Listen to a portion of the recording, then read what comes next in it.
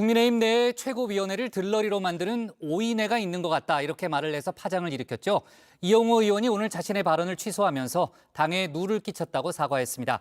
당내에선 이 의원이 김기현 대표가 주요 당직자들과 매일 아침 진행하는 비공개 전략회의를 지칭한 게 아니냐 이런 해석도 나왔는데 이준석 전 대표는 주요 당직자가 아닌 다른 명단이 있을 거라며 다음 주에 공개하겠다고 예고를 했습니다. 관련 내용을 정치인사이드에서 짚어봅니다.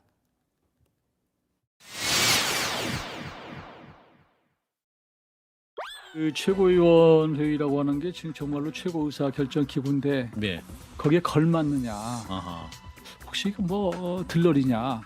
실제로 사실 중요한 핵심 그렇죠. 의사 결정은 다른 데서 하는 거 아니냐? 용산 아니냐? 용산이 아니고 당내에서도 예. 그래서 뭐 오인회가 있다 뭐 이런 얘기도 아, 있어요. 국민의힘 이용호 의원이 쏘아올린 작은 공, 이른바 오인회 논란이 여권의 파문을 일으켰죠. 당장 오인회 구성원이 누구냐 언론에 관심이 쏠렸는데요. 5인회, 6인회, 7인회, 8인회, 심지어 12회내까지 버전도 다양해졌습니다. 김기현 대표는 주요 당직자들과 현안을 논의하는 자리일 뿐이라고 선을 그었죠. 5인회 실세로는 가당치도 않다는 겁니다. 당대표, 사무총장, 그리고 정책위원회 의장, 사무부총장, 당 수석대변인 모여서 의논해야 하는 것이 당연하지 의논하지 않는 것이 당연한 것입니까? 그건 말도 안 되는 얘기니까 일고의 가치도 없는 얘기입니다. 김 대표가 평일 오전 8시에 당의 참모들과 비공개 전략회의를 연다고 하는데요. 이 회의가 와전된 게 아니냐는 겁니다. 들이 아침 회의예요. 네, 이제 사무총장과 이제 사무부총장단, 뭐 수석 대변인, 여의도 연구원장 이런 분들이 들어가시는 건데요. 네. 굉장히 자연스러운 어떤 당의 실무를 조정하기 위한 노력이고 매일 아침 8시에 모이시거든요. 8시에 모이고. 저 같은 경우는 다른 일정이나 방송 출연 등이 많아서 8시에 오라고 해도 못 갑니다. 여기서 논의된 사항을 최고위에 올려서 찬반을 결정하는 게 당의 오랜 시스템이란 설명입니다. 회의가 있을 때 하루 전 또는 몇 시간 전에 그 실무진들을 모여서 회의를 합니다. 네. 그날의 주제는 무엇이고 지금 상황은 뭐다. 그럼 그걸 이제 최고회의에 회부를 해서 네. 거기서 찬반을 듣는 그런 시스템으로 우리 당이 지금까지 나는 운영되어 있다고 봅니다. 네. 최종 의결권은 최고위가 쥐고 있으니 들러리만 선다는 이 의원의 비판은 맞지 않다고 반박하기도 했는데요.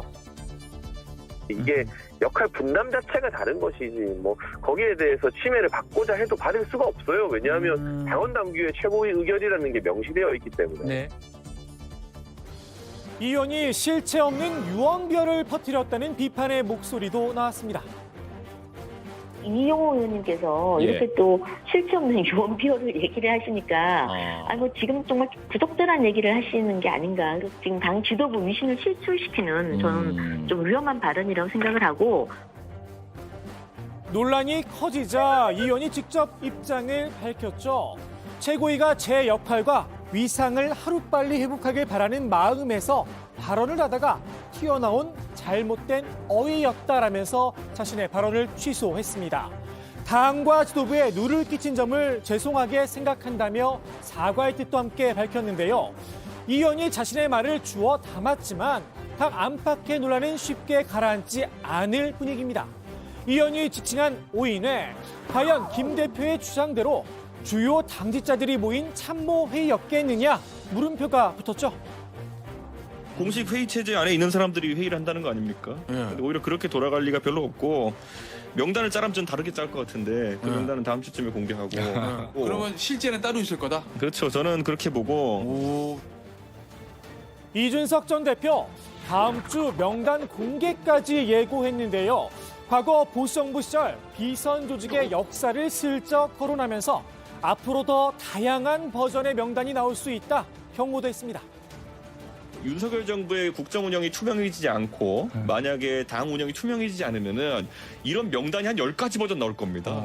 그때 우리가 박근혜 정부 말기에 보면요. 십상시 명단에 뭐 만회 상환 뭐 보좌진들 그 명단에 그리고 외에도 7인의 원로 명단에 뭐 다 나왔잖아요. 윤석열 정부의 비선 라인, 이른바 윤핵관이 있죠.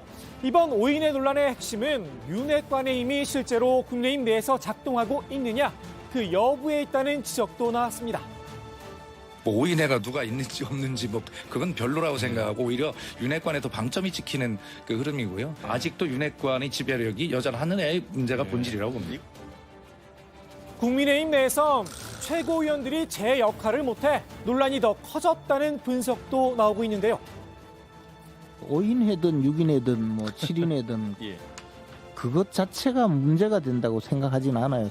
최고위원들이 당대표를 좀 더 도와서 그 러닝메이트처럼 당대표의 제2, 제3의 러닝메이트가 되든 또는 견제를 하든 그 역할을 충실히 좀 잘할 수 있으면 더 좋겠다는.